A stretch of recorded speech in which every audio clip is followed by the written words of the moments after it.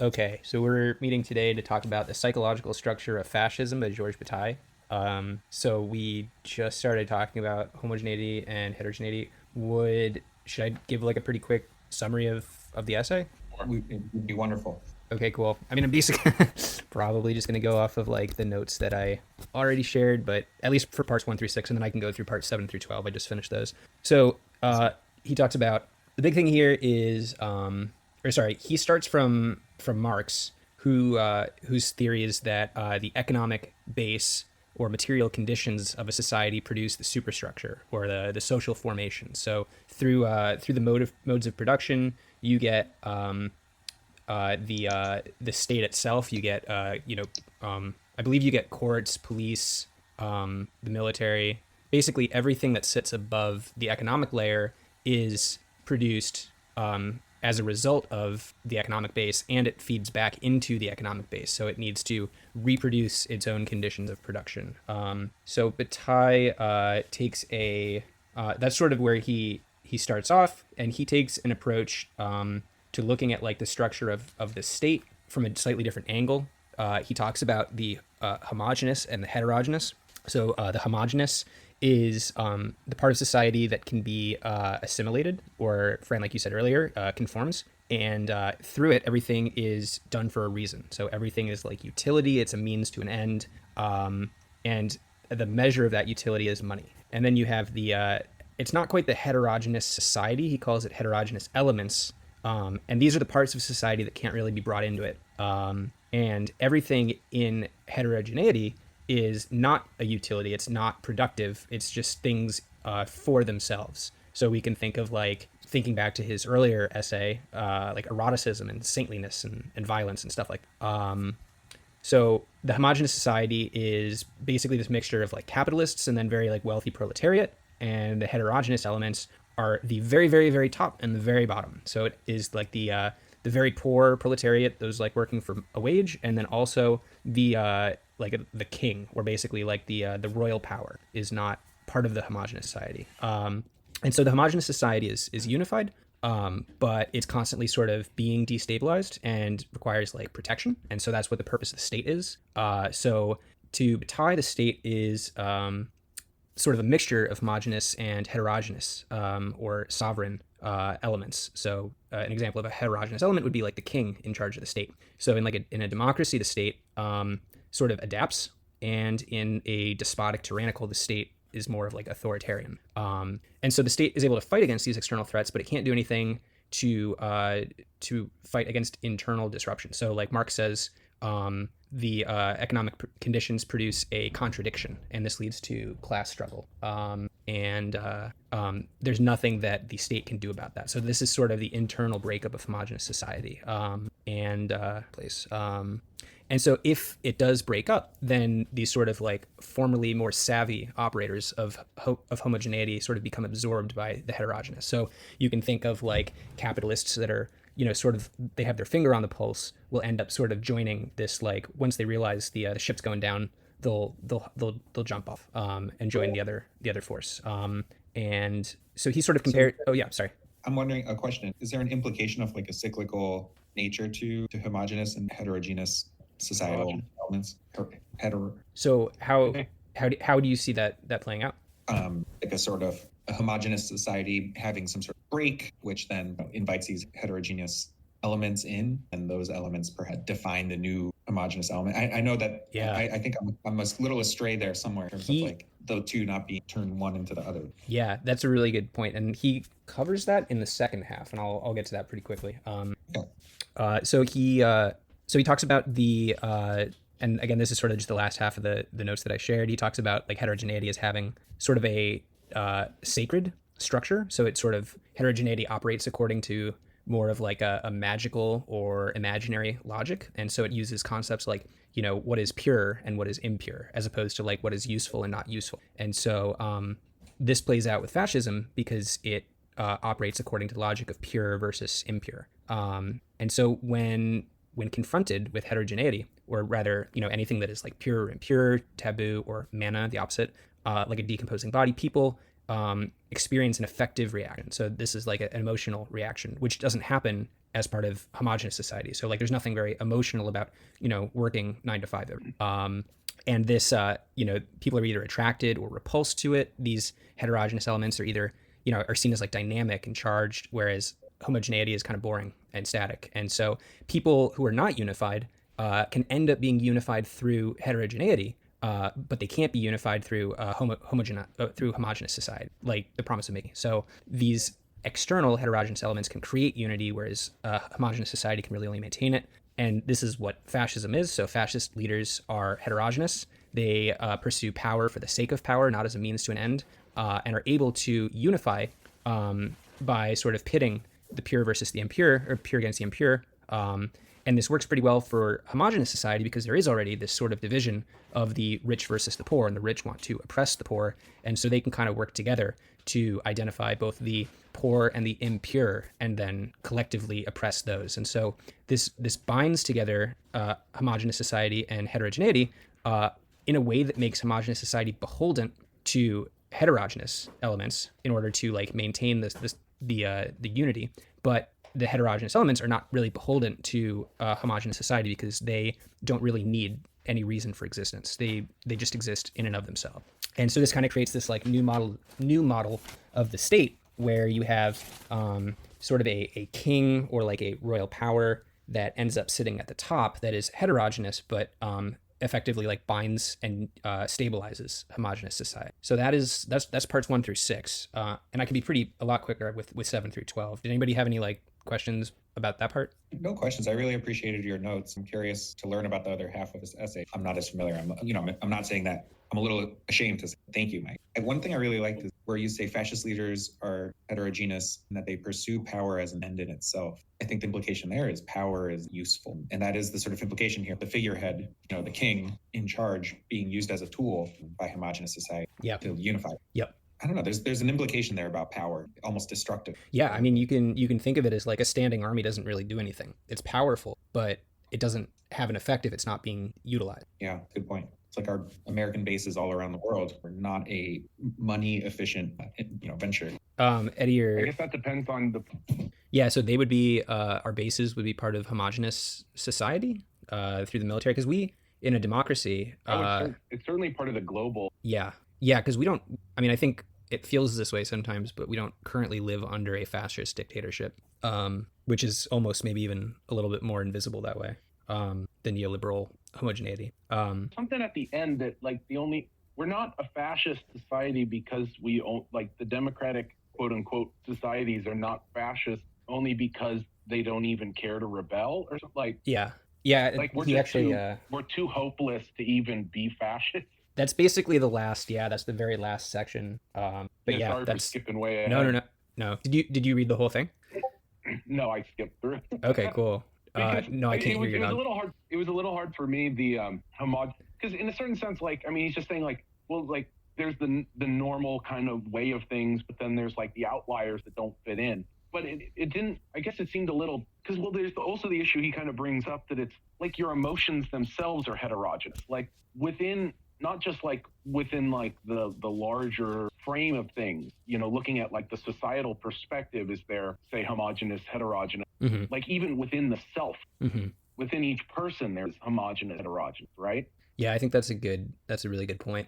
I might respond that like, it's not necessarily the emotion that's heterogeneous, but rather that we have an emotional reaction to something heterogeneous, which would be external to the self. But I guess that sort of depends on how you think of emotion. But I think, yeah, you're right that there is sort of this, and I think he sort of describes that too, where he talks about the unconscious as being sort of this like internal heterogeneity, this this thing that just exists in itself that doesn't really do us any good.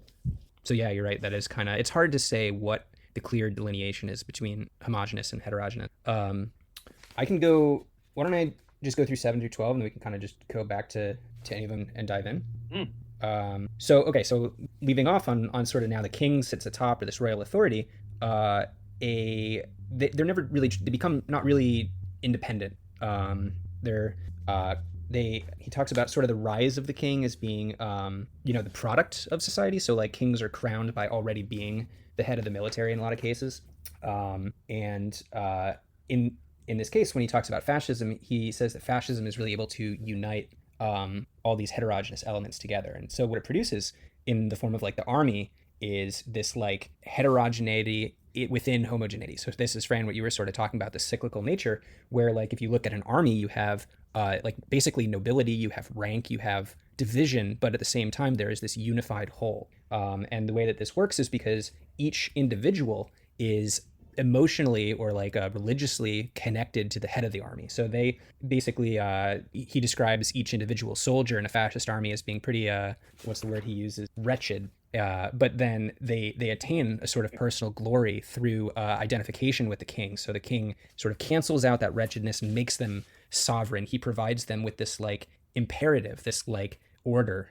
So he's going to talk a lot about imperative versus subversive. So sort of an imperative is like feeling like you have to do something. And so the king, by ordering people to slaughter, sort of makes them sovereign. So if you think back to the earlier Bataille essay, the erotic exuberance one, you know, sovereignty is this this willingness to place oneself into violence and chaos of continuity.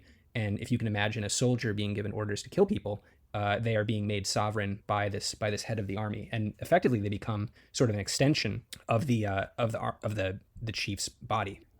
And so it becomes this sort of homogeneous structure, which at the same time preserves the individual heterogeneity. So it's basically, it acts as one, but it is made up of individuals. And this happens, or this is maintained through each soldier still having above them the distinction of they're being bound by like honor and duty. So this is not what happens in homogenous society. You have the capitalists that don't really have any, you know, morals or anything above them. And the soldiers themselves are still underneath something. If it's not ideological, it's the head of the army. And then he talks about religion. So the other kind of key component to, oh, sorry. About that, can I ask a question? Oh, yeah. So it sounds to me almost like you could say fascism smooths all bumps, right? Like if there is a particularly wretched soldier, a fascist society might excuse that soldier's actions. And maybe that's what differentiates it from yes. From, you know, it's almost like the conversation happening news stream all day, right? Like about whether or not a police officer would be held accountable for something. Would you draw a correlation between conversations? Yeah, totally. Like homogenous society requires giving up to sort of be the lowest common denominator, a pursuer of money, whereas heterogeneity sort of fascism embraces difference and is still able to unite it without requiring conformity. As long as you hail the king. Right. Yeah. Maybe we could say it preserves sovereignty and still conforming. Yeah, that's a really good call out. So I guess, yeah, you could say that the more fascist elements of society would be the ones that are more supportive of a extrajudicial killing, willing to look the other way. So that's, well, so long as it's by those higher up to those lower down. Yes, the pure versus the impure. Yeah, can't kill a white guy in America. Oh no, you can. They just have to be yeah, they have to be poor. Okay, so that's one half of fascism, the army. The other half is sort of this religious power. So it's a marriage of the two. He talks about how back in like Rome and Shintoist imperial cults, the head of the army was also the head of the church. The ultimate head is God himself or itself, and God to Bataille is this image of heterogeneity in homogeneity. So it's basically a transcendence both. He kind of gets into it. It's a little, he goes into Hegel, and I'm really not, but then chapter 10 is fascism as the sovereign form of sovereignty. So he talks about how fascism he talks about the Islamic Caliphate, which was not fascist because it never actually had a state, even though it was a perfect fusion of military and religion. Fascism sort of requires a state to springboard off of. And the reason is because the rise of fascism, there's a first stage of fascism, which is sort of like this rise of fascism. And that is, like Fran, you were talking about earlier, power in itself, that it doesn't do anything. So it needs to be seen as a bridge to some larger thing. So fascism needs to rise in order to do X. We can't just have, this marriage of the military and religion taking over. It has to be seen as like the first step towards something.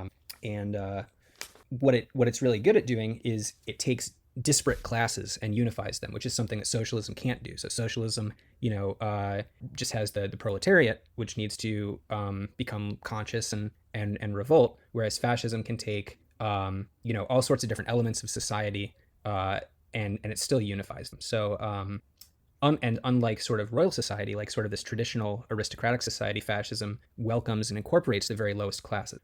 So fascism always has to be formed within a state. And then he talks about in the last, the fascist state, fascist Italy versus fascist Germany. And so they sort of took two different approaches. So Mussolini conceived as sort of the magical sort of element that acts as an imperative force as the superior personality and sort of the will to power, the man who is, able to take what he wants. And Nazi Germany, on the other hand, was their magical sort of heterogeneous element was race.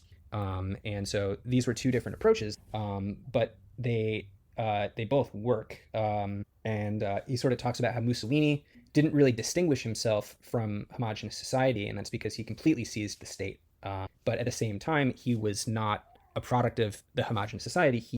He got most of his power not from being head of the state, the president of the Italian Council, but from being Il Duce. And same with Hitler, derived his power not necessarily from being chancellor, but from being Führer. And then in the very last chapter, I promise I'm getting to the end, in order for, this is the best one, the fundamental conditions of fascism. So this is what I think, Fran, you were saying earlier, is that there needs to be this fractioning of homogenous society for fascism to creep into. So, and homogenous society is good at that because we have contradiction leading to class struggle. We have a division of the bourgeoisie and the proletariat. And this creates the necessary infighting for fascism to come in. There's sort of two forces operating within the proletariat. There's this subversive socialist force, this reaction to, but there's not really before fascism an imperative force. Nobody's really demanding that the proletariat do anything, and that's where fascism comes in. Is it introduces this imperative force, and given the choice, people will choose the imperative over the subversive. And so when fascism comes in, it squashes the class struggle, generally in the favor of the capitalists. Although in Italian fascism, the capitalist class was not totally helped out. And so this kind of seems to contradict Marx, where we think that the economic base, the conditions, produce all social formations above it. So democracy, fascism, socialism, everything like that comes first and foremost from the relations of production, which would be the bourgeoisie and the proletariat. But in fact, it was the economic base that created the conditions allowing for fascism to come in the first place. So we still have Marx's central thesis is preserved, that it is the economic base that allows for fascism. Well, if I understand Marx and Hegel, it's kind of like a reciprocal process. Mm-hmm. Like it's not just a one-directional. Yeah, and I'm not really sure how fascism it goes back, reproduces its own condition. I don't think it's exactly worked right so far. Well, I think in a lot of cases, fascism does sort of marry itself into the corporate structure, where like the fascist leader is effectively the CEO, and the capitalist class is largely preserved. So I think in that sense, the social formations are reproduced by, they reproduce their own. Yeah, but I mean, one aspect of capitalism, what Marx expected, and it was dynamism, was the fact that like everything can change. And I mean, it's the good and the bad side of capitalism, and in a certain sense, I mean, it's like, to the degree I understand fascism, seems like, just like let's stop right here, like let's just keep things as they are, whoever did well in the past, they'll just, stay where they are. Everyone will keep doing the work they're doing, don't want anything different. Mm-hmm. I think there's also the element that's unifying across lots of like fascist societies in history, which are like, you will achieve glory if you are on our side. There's something, they always dangle some sort of carrot in their people, and usually it's a very spiritual carrot, glory or like closeness to God or something along. What do you think? I'm trying to think of what short term in the future. Sorry, there's the historic bend, and then there's also a little bit of like a future bend also. I'm trying to think of what was the longest running fascist state. Like, are they generally pretty short-lived because they need constantly to be fighting something, and if they run out of things to fight, then they sort of collapse? I mean, at this point, is North Korea? Like, North Korea's been around for so long. Yeah. I'm not sure is North Korea, is Juche fascism? I have no idea. Well, do they have classes? Oh yeah. I mean, I guess the thing with classes is like, I mean, they're not communist. By what? Yeah. By what frame or standard? Like, how do you define the classifications? Like, I mean, they technically have a system of production. They have some who determine that, who does what, and some who don't get a say. Well, who owns the means of production? Is it individually held or privately held? Or is I think technically it's held by the Kim family, but I mean, the thing with power, is it's always a little more varied than just like whose name's on top. Mm-hmm. You always need some amount of others who have some say. Like there's no, again, that's the thing with like the absolute king and like the focus on the heterogeneous king. It's like, but do they really have, are they really heterogeneous, Mm-hmm. Because like it almost sometimes seems, if you look at history, that like the nobles just like one step below are a lot more heterogeneous than the person on top. Mm-hmm. Like they have a lot more individual freedom. Yeah, and they essentially, the king's very much beholden to them, at least historically. So I looked up North Korea's system, and they have something interesting, which I feel like is relevant. It's a class system called the Songbun, and basically it's 3 classifications that are divided based on how committed you are to the cause. So there's the loyal, there's the wavering class, and then there's the hostile class. And they've totally twisted the meaning of all of those words at this point. So basically, if you're an enemy, if you're deemed an enemy of the state, you're thrown into that hostile class status and punished as such. And if you want to be rewarded, like let's say you smuggle a bunch of drugs in for the leaders of the party, then all of a sudden you get promoted into that loyal core class. It seems to be the structure. Wow, that's a really crazy approach to class. Yeah, I agree. It's very. I would argue that feels like I don't know. Maybe I'm like using the word too loosely, but that sounds like fascism to me. Well, I guess it would be interesting to look at how the Song or the Kim dynasty arose. Did it arise through unifying heterogeneous elements, or did it arise from from like a socialist revolution that sort of went the way of the Bolsheviks and became like Stalinism? Yeah, that's what this Human Rights Watch article says, is that this class system directly contradicts the Constitution, which is a socialist constitution that claims everyone's sort of like on equal footing. Hey, well, welcome to America. Yeah, I think that's just Ideals not matching. welcome to the state. Yeah. Or human society. We have ideals that are not met. Yeah. I want to just, the very last page of this was super interesting. I just want to go tell you guys about it. So you know how fascism sort of comes in through the cracks? Well, those cracks can often be created by the socialist attempted subversion or attempted revolution. So in a lot of these cases, fascism is a reaction to the subversive socialist movement, and it comes in as a competing one. So you sort of have these 2 competing revolutions going on. And I think that's sort of what we saw in fascist Spain, where you had sort of this anarchist faction, you had a socialist faction, and you had you had an anarchist, a Republican, and a fascist faction. And so in all these cases, Bataille is saying the fascism tends to win out because the imperative force is able to capture sort of these disillusioned bourgeoisie. So basically rich people breaking off from homogenous society and joining fascism in a way that the subversive socialist uprising can't, because it really only draws from the proletariat. And so once the socialist uprising begins, the fascist uprising begins in response, and then outpaces and dominates it. And so he ends the essay with sort of this call for us to better understand and anticipate social formations and understand what the imperative call is, and how to predict it, reason about it, engage it in dialectic in order to prevent it from taking over and overriding the subversive forces, which are the ones that can actually emancipate. So in order to have a socialist revolution, we need to understand the appeal of fascism. So that really sort of makes me think, because that sounds like bringing strategy to the table. Mm-hmm. And a question on my mind is, is there a place for strategy in heterogeneous elements that might disrupt a homogeneous society? Like, is it almost antithetical to heterogeneous disruption to have any strategy whatsoever? Like, are we just sort of doomed? Well, I think one thing to keep in mind is that the proletariat is not part of homogeneous society for the most part. They are allowed to work in homogeneous society, but they're not really given a seat at the table. And so they effectively are heterogeneous. What? Well, I mean, I guess the thing is that just because they don't own the means of production doesn't mean that the means of production don't rely upon the prolet. I mean, that's the whole point of the proletariat, or the reserve army of labor, is that you need workers. Like, capital needs labor. You need labor power. You need human work to be done towards some productive end. The whole point is you just don't want them deciding what they're doing. You know, you want to have a clear delineation between who's the boss and who's the worker. Mm-hmm. But like a boss without a worker is nothing, you know? Yeah, I guess I was just responding more to like what Fran was saying about, you know, evaluating strategy of heterogeneity. I think we could still have praxis and like strategize without it necessarily becoming fascist. I'm not sure if that's what you were saying, but I think I was trying to ask a question. Is there a place for strategy in heterogeneous?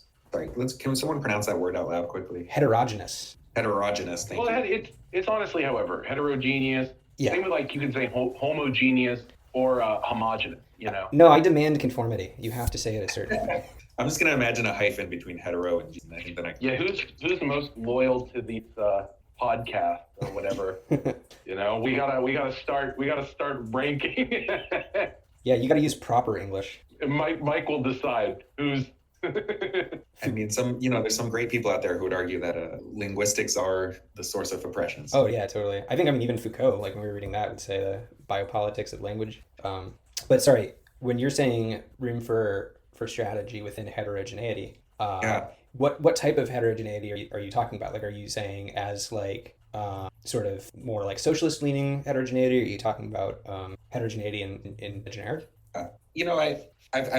I do think that there's the socialist hue to every part of this part of defining heterogeneity. I really am having a hard time separating this reading from the present moment right here now. And I don't know if you chose this reading, Michael, because it does feel so relevant. But, we have this very splintered left coming from so many perspectives with a sort of socialist idea somewhere in there, whether or not it's explicit across the board. I think everyone wants a more social, on the left, they want a more socialist society. Mm-hmm. But you sort of see it playing out in real time right now that the strategy is just garbage, right? Like there's a total inability for every time that someone tries to step in and get everyone on the same page about something that sparks yet another conflict. Well, I think you could use his language to say that there is this subversive socialist force, and it's being challenged by this competing imperative force of like, I'm, Jewish and I see, blasted on the news,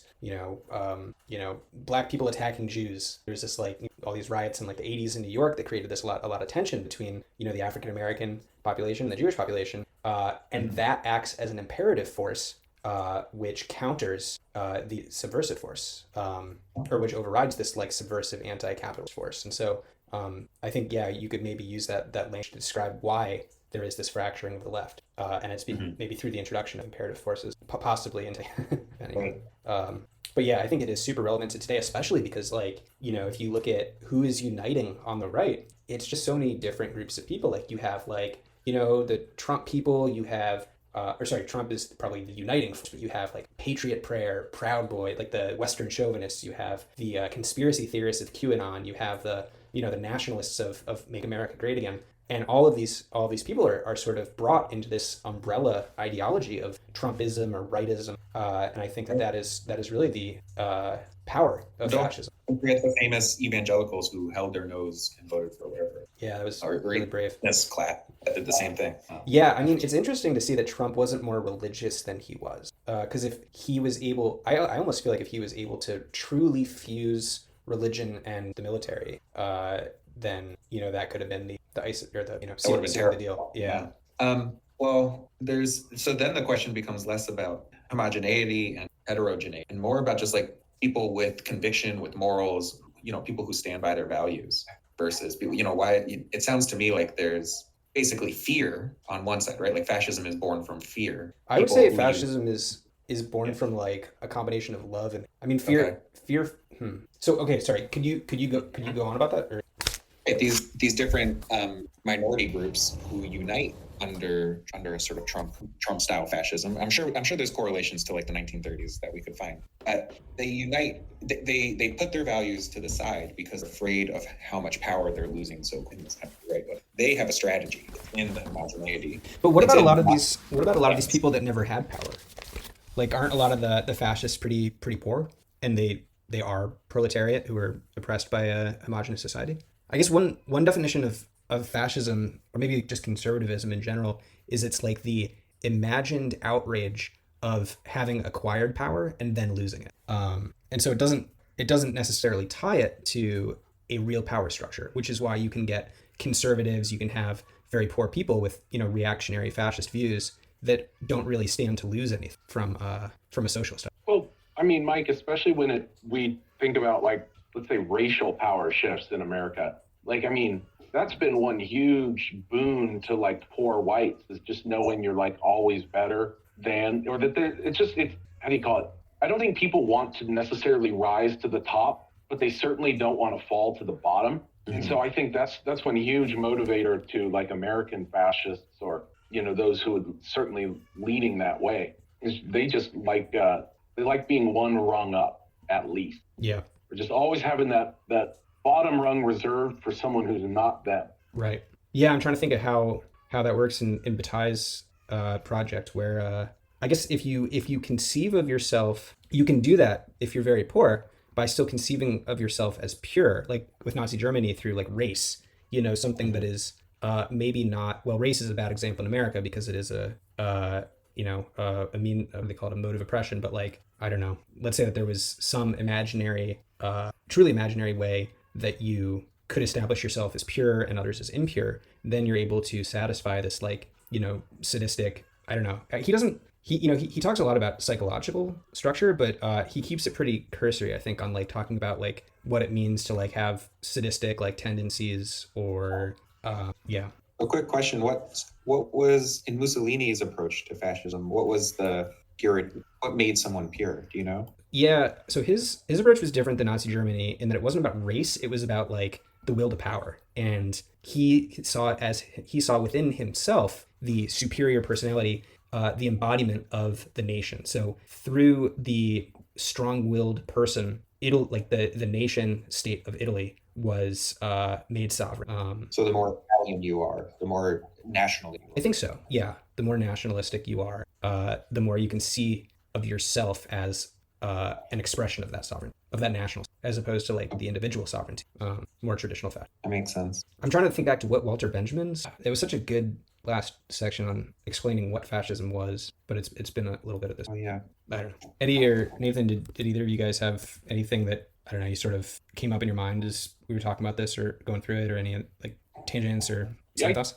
I guess it is interesting to me, just that idea that we just don't even care to rebel, anymore. So like, you don't need, so it won't prompt the exact like fascist response, or at least in the original sense of fascism. I mean, our current, like, at least it's always hard for me to call it fascism because I don't see it exactly that way. I'm not sure what it is, with Trump and, the reactionary right. I don't even know. Yeah, I mean, fascism is a very nebulous term, probably kept intentionally obfuscated, so it's harder to spot and counter. But I almost wonder if you could be super tinfoil hatty about it and say that, the neoliberal order introduces these imperative forces into the proletariat to override the subversive socialist ones, and does this not just to prevent the rise of socialism, but also to prevent the counter rise of fascism. And in doing so, it two birds, one stone, it preserves itself. Although Bataille's theory is that homogeneous society is not capable of preserving it. Well, I mean, I guess you think about like the body as like a homogeneous, I guess, to use his terms or whatever, homogeneous just seems to be like the order as it currently works. Mm-hmm.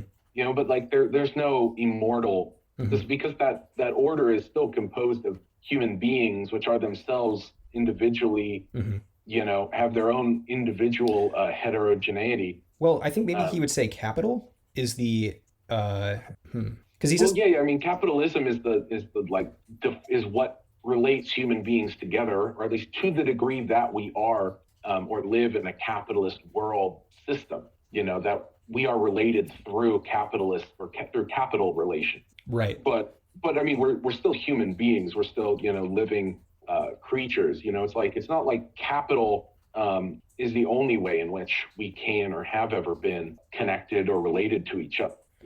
Well, I mean, if you want to go full Marxist, you would say that ideology is the result of economic conditions and would be determined by one's position in relation to the mode of production. I don't know that I completely buy that, but if that were the case, then one could say that, the bourgeoisie as owners of the means of production are deterministically going to be, capital oriented first and necessarily homogenous and not individuals. Well, but I mean, I guess I always think about the Zizek had he was making some Hegelian or Lacanian point. I kind of forget, but it just kind of struck with me. It was like a village or something, and you asked like certain villagers to draw a map of the village, and it was this sort of circular, expanding, everything's connected, all the houses, you have the center and then the outer, they're all part of a whole. And then you ask essentially lower class villagers to draw a map, and you get a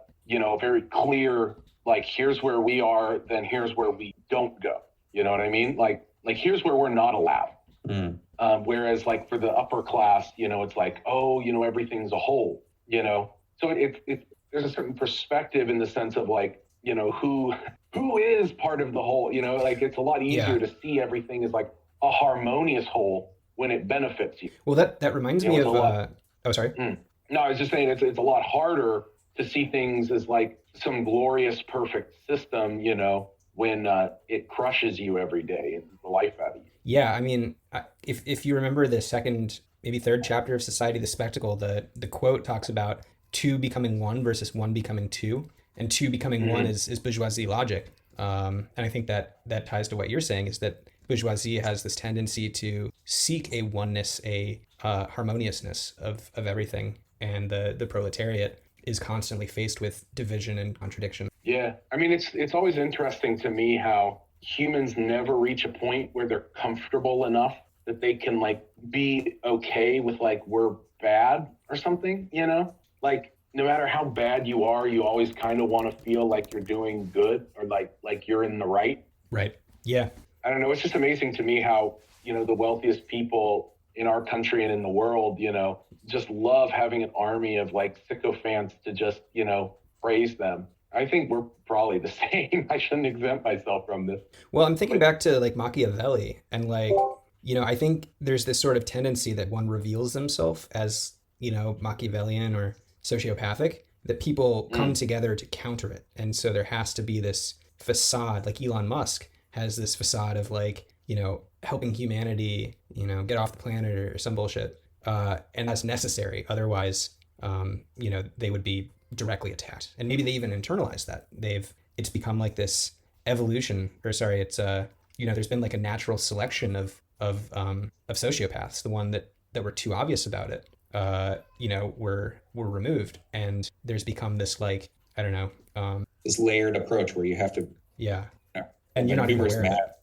You can put on. Yeah, right. But see, I don't believe Elon Musk. Well, let me put it this way. I think the facade Elon Musk puts up, he puts up to himself as well. Right. This is a guess, but I don't believe that Elon Musk sees himself as conning the rubes or whatever. I think he's fully invested, in himself and in his own idea of himself as well. I mean, I think it's willful self-deception, but yeah, I mean, I think he does practice it, that he would not admit, consciously that he is, pursuing himself at the expense of everybody else. I would add there's possibly even some natural selection built into our societal system, the structure of our system, where distance is embedded between the problematic people and the people who they are oppressing, right? So, for example, all four of us have plenty of distance from the slaves that make our clothes or whatever. We don't feel it. We don't feel like we are oppressing anyone because there's been so much distance built into the system. I would argue it's not fairly intentionally built in. But it's been naturally selected into place, right? Like any system where I had to physically whip people in order to get my clothes has been killed off, and now we have this great system where it gets shipped on giant boats around the world. So I think that's what Marx was talking about with the fetishized commodity, which is that the commodity encapsulates the social relationships that produced it, and as such it sort of possesses this magical power to us, where we see it as not just the thing in itself, but also the social relations that produced it. And I think maybe it's necessary that there is some distance. Like if my neighbors work together on a thing and I watch them all day build it, well, maybe even there's still some distance. But yeah, I mean, I do want to say that maybe there's more of a magical power the further away it comes, the more foreign it is. I can see that. I'm trying to relate also to Elon Musk, who maybe in the lie that he tells himself is partially due to the distance he has from the people who he might be oppressing. Yeah.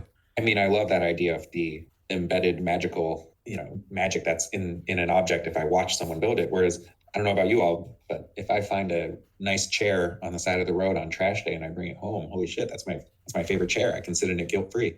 Yeah. Nice. Yeah, I still remember that earlier meeting we had. What, Fran's $12,000 couch? Well, if we're straying far enough away from the original reading here, I wanted to ask on the subject of socialism. I recently heard an interview with someone named Richard Wolff. Is anyone familiar with that name? Oh, yeah. He's a guy. A contemporary Marxist economist. Oh, he's married to somebody also. Talks really slow and emphasizes his point. So his wife is a Lacanian psychoanalyst. But sorry, what about Richard Wolff? Yeah. What about Richard Wolff?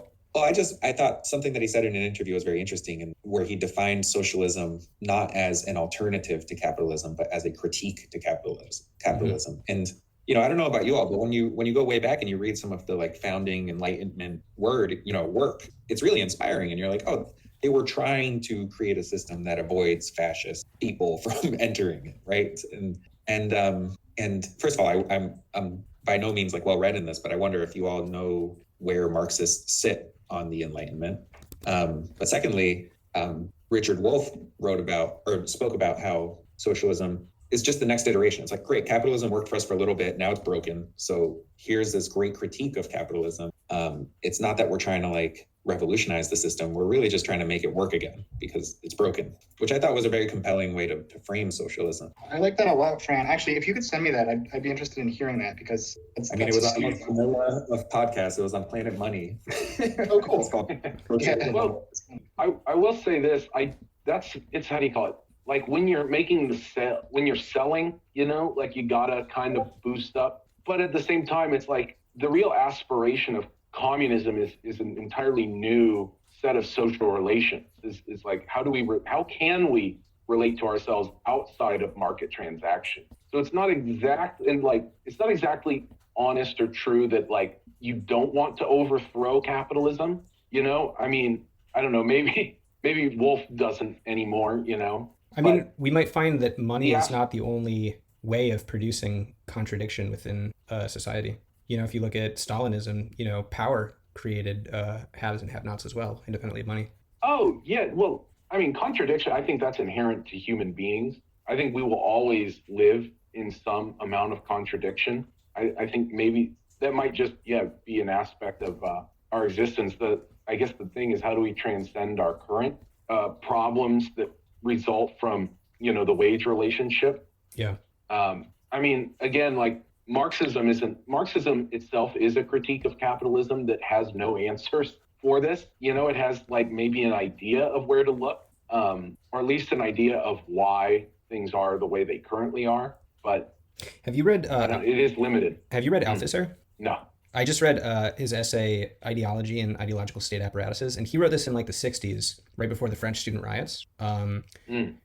Anyway, basically within a year of Guy Debord, and what he did was he said that Marxist theory wasn't, it was his Marxist theory of the state that you have the infrastructure, the economic base, and then you have the superstructure, the social formations, and then you have, this cyclical reproduction of both, was still languishing in this descriptive phase, that it wasn't really able to command that we do anything, because all it did was describe what exists. And in order to sort of jumpstart this theory, Althusser added to it by basically modifying Marx's version of the state, splitting the superstructure into two parts side by side. And on the left, you have what he calls the repressive state apparatus, which is, the courts, the army, the government, the administrators. And on the right side, you have the ideological state apparatus, which is church, school, family, all these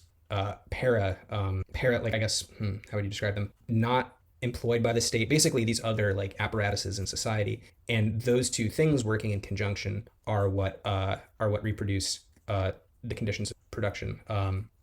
He didn't really, it was unfortunate because I might have read an abridged version of it because he sort of ends it there, and I didn't really get the sense that it launches into an answer for how we can resolve the contradiction posed by capital, of the contradiction of class struggle. But I guess I do sort of feel that like Marxism is, I don't know, I mean, it doesn't quite hold this like scientific property for me, where like it hasn't been able to predict what happens after capitalism. Like, you know, Russia descended back into, you know, Bolshevism, or descended into Bolshevism, not communism. And plenty of other examples. Not to say that Marxism is bad or wrong, but I find that like through the last 150 years, we haven't really gotten a lot of like empirical data points of it having this like very immense predictive power of what lies beyond. Oh yeah, no, not at all. I mean, that's the thing is I mean, in a certain sense, like you have to aspire to something more. Like humans have to want something, you know? It's not like it just happens, you know what I mean? Like, it's not like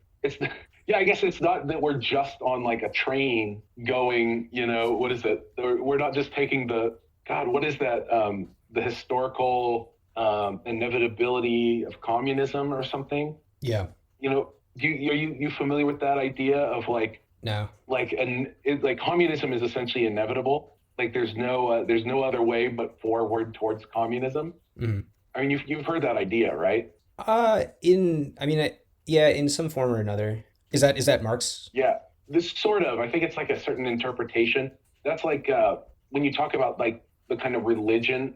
It's essentially like it's almost like a certain religious side of it's the religious aspect of communism, or you know, the idea that utopianism. You know, just keep pushing ahead and it'll eventually lead towards communism. Mm-hmm.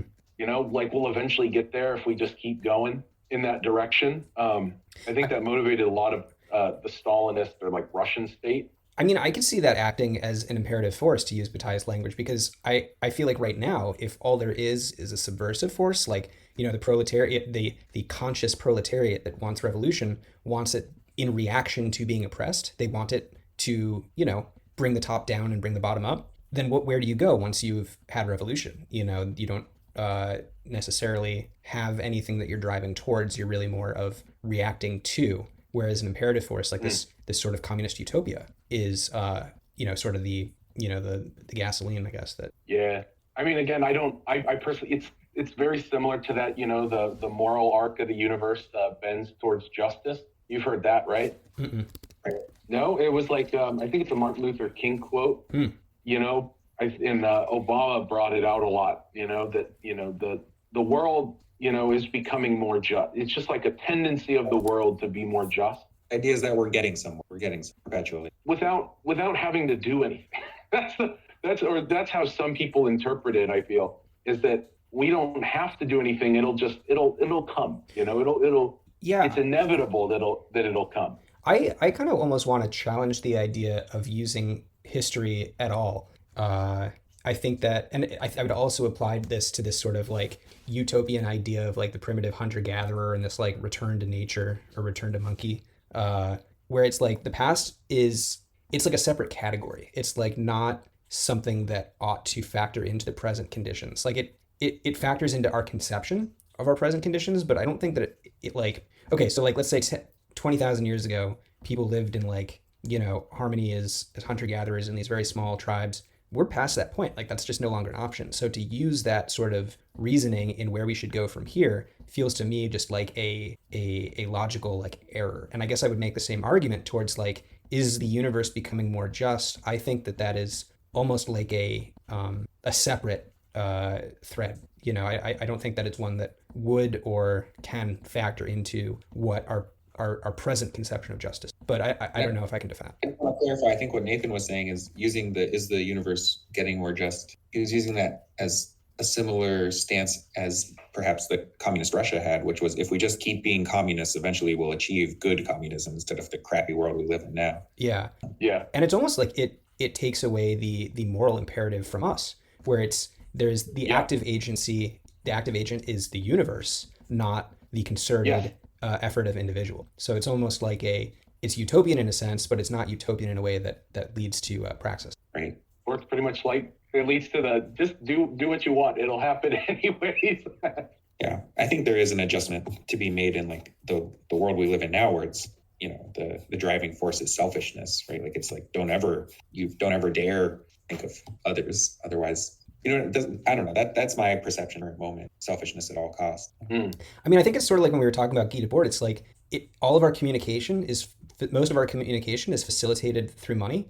And so anything subversive gets dropped. Like we just don't notice the people who are not selfish. We notice the people that are selfish. And so there's this sampling bias, I guess, that makes us think that, that's how the majority of people are. But I think that if we're aware of that, then maybe we can have some optimism about our fellow countrymen.